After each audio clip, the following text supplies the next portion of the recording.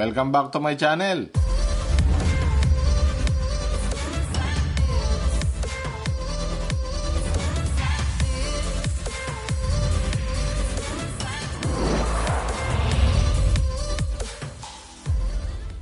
Nakita nyo naman, sa wakas, after a long time, nakapag-practice din ako. And hopefully, sana maulit itong practice na to before Sunday. Kasi po, sa Sunday, yun na ang date for the Saltikan sa Sibulan. So, it's August 28, 2022. Yung mga interesado po at hindi kabisado kung paano pumunta ron, may binigay po si Sir Kiko Villanueva na link para dun sa mga magwe-ways, no? Direction papunta sa Nagcarlan. You can check the link below. Kasama po sa description.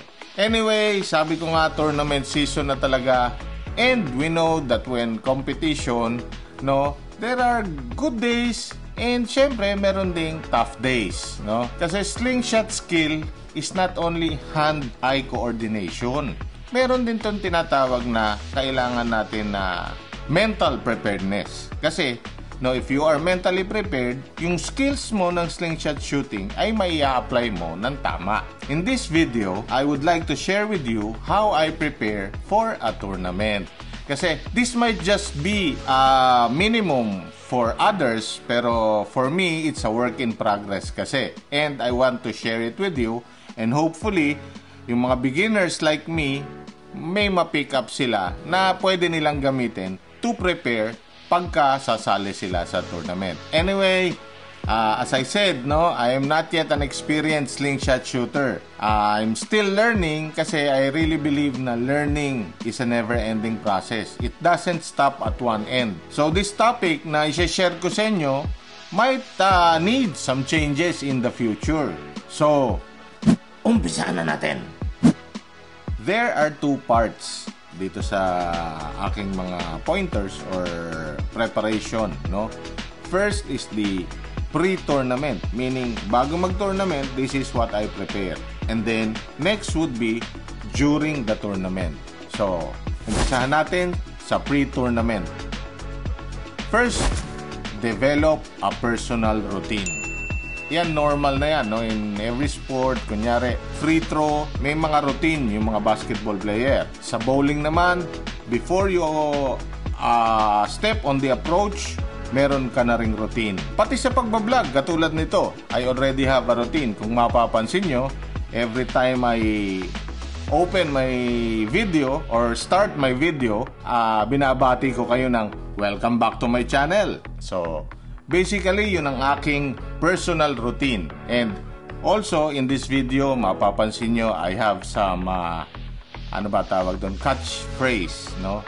Like, umpisahan na natin. Or, it's a joy to use. And many more. Anyway, balik tayo sa slingshot. For me, ang routine ko, personally, in competition, kunyari, when I hold the ammunition, I ensure na nasa middle ng pouch ito. And then, I put my hands sa ibabaw ng ammunition and not in front, no? Ini-ensure ko yun lagi. And then, before I draw yung aking slingshot, deep breath, no? I calm myself, then draw the bands and shoot. So, these are my routine, no? Kayo dapat as an individual, you need to have your own or your personal routine para naman once na-embed na ang routine na to sa muscle memory nyo, you have less things to think to, no, or think about. You just shoot and shoot kasi instinct na yung magiging personal routine ninyo. So that's one. Next would be back to basics. Ano po yung back to basics? No, though many of us or many of the shooters are already experienced, no, we must always remember yung fundamentals. What are the fundamentals of the slingshot shooting? As I said earlier, there are good days, there are tough days. Dun sa tough days, mapapansin nyo kahit anong effort, hindi kayo tumatama. And that is not good, no? Kasi papasok yung emotion, papasok yung pressure. You need to calm yourself and then think, ano ba yung fundamentals? Ano ba yung nakakalimutan kong gawin? Kasi minsan, katulad sa akin, no, ay practice and then hindi ako tumatama. Yung pala, simpleng tilt of the head or yung release ko ng pouch, may mali. So, going back to fundamentals, natutulungan tayo para maibalik natin yung accuracy na hinahanap natin. Okay, next would be plan and anticipate difficulties. Bulol talaga yung tatay nyo. Anyway, yun. Before I join a tournament, syempre gawa akong plano. Ano unang-unang ginagawa ko na plano? I block my calendar dun sa date. Kailangan clear yung calendar ko pagdating ng date na yon. Dahil kahit anong plano mo, tapos hindi ka naman pala available on that date, sayang lang. Anyway, yun ang unang-una. I clear my schedule. Second, I schedule practice, no?